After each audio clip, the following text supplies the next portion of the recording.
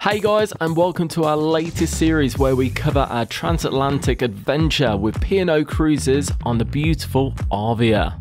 If you've never taken a fly cruise before, stick around as we're going to show you how it all works. The day before our flight, we headed to London Gatwick Airport and we stayed at the fabulous Block Hotel. This is located in the South Terminal, and if you'd like more information on this, we've got a little tour video that is available on our channel. Otherwise, stick around and let's begin. So to get us to our starting point of our cruise with P&O Cruises, we needed to make our way to Barbados, and P&O had chartered a flight with TUI Airlines. So we made our way on the airport shuttle over to the North Terminal, and we made a left at the departures area to the TUI check-in desks, which you can see here. If you're taking a P&O Cruises fly cruise, then you'll see nice clear signs advertising P&O Cruises, and this is where you check in. After you've checked in, then you make your way to security as usual. And then after that, until you board your flight, of course, you can make use of duty free or head to the bars as we did as well. We then made our way over to the departure gate. Now, neither of us are very good flyers, but we knew it would be worth it just to get into that Barbados sun and to, of course, board the amazing Arvia cruise ship. With what looked like gaffer tape holding the wing together, we made our way to the runway, and before we knew it, we were off.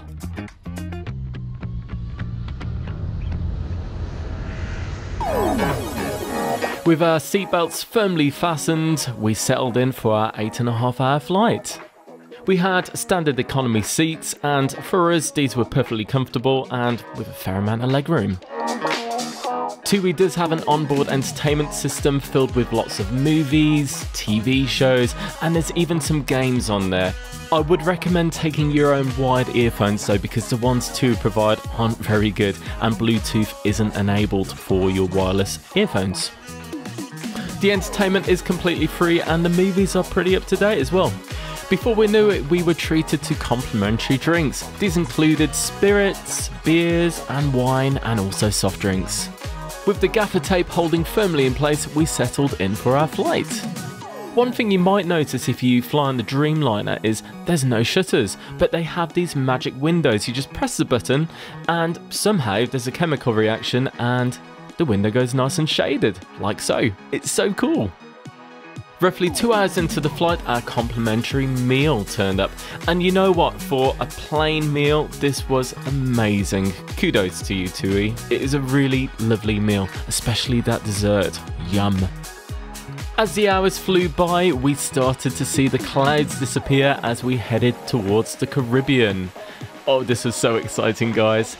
This was our first view of Barbados. And look what we saw just around the corner. Wait for it. And there she is, the beautiful P&O Cruises Arvia.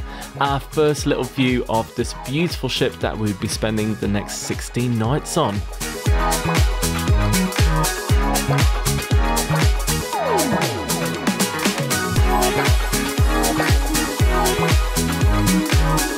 After a nice smooth landing, we got ready to get off the plane. Now, P&O Cruises have everything organised and waiting for you as soon as you get off the plane. The coaches were ready and waiting for us, and they were there to take us to the cruise terminal. There is no need to worry about your checked luggage, everything is taken to the cruise ship for you. The coach ride lasted around 30 minutes, and you know what, it was really nice just to have a little drive around Barbados before we got on the ship. Before we knew it, we were at the cruise port and everything was organised. Check-in took 5 minutes roughly, probably less than that, and we were ready to board. How good was that? Really good. Seamless, so right? Yeah. And there she is.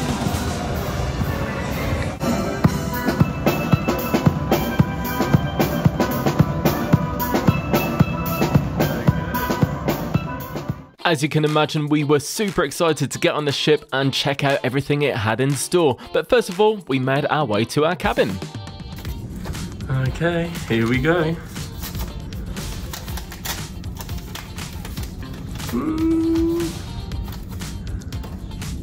Let's do this. Yeah.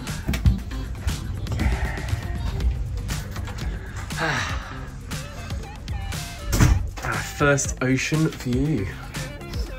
Ready? Yes. Go on. Yay! We've been dreaming of this window seat, haven't we? Yeah. And look at the view. Beautiful. Stunning.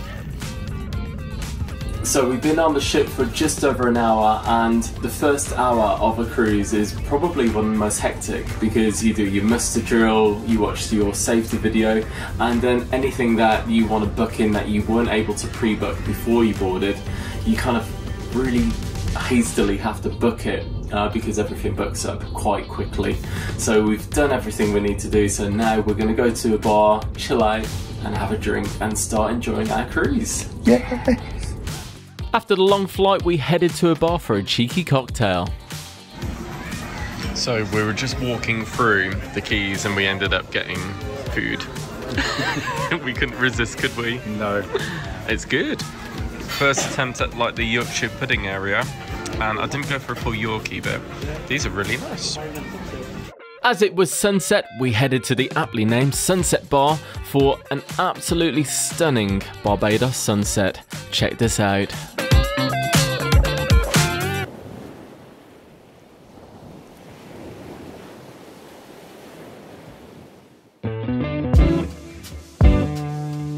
So we're just in The Amber Bar, and we're going to start with the 7 treasures. Yes. And these look really, really nice. Like way, way, way better than the drinks in the, is it the Emerald Bar on Iona? So we're really excited to try them all. We've just ordered 2 now, haven't we? Yes. I've gone for the Treasure Islands. And I went for the Golden Colada. Let's see what they're like. So what have we got? I have the Golden Colada.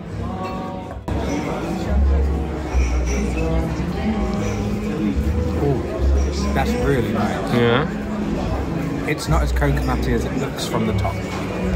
Really good though. So I went for the Treasure Islands. Let's give it a go. It's just got loads of rum in it and mango and pineapple.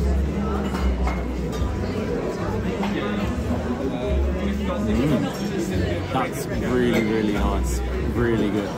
The cocktails aren't cheap, but they're worth it in our opinion. We then headed to the Olive Grove for our first meal aboard Arvia. We were sat pretty close to other people, so we didn't want to vlog and disturb them, so I'll talk you through what we had.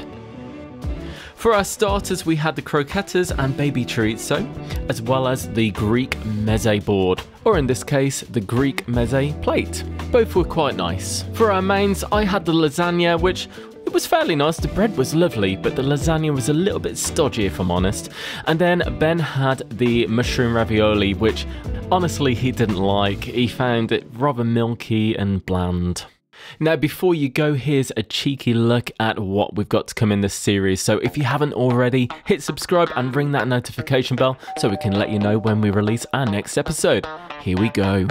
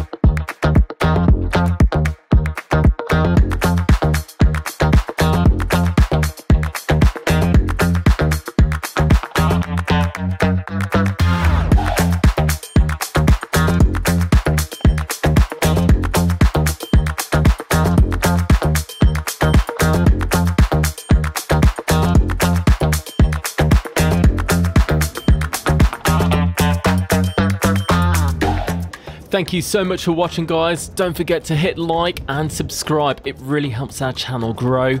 And otherwise, we'll see you on the next episode. Bye.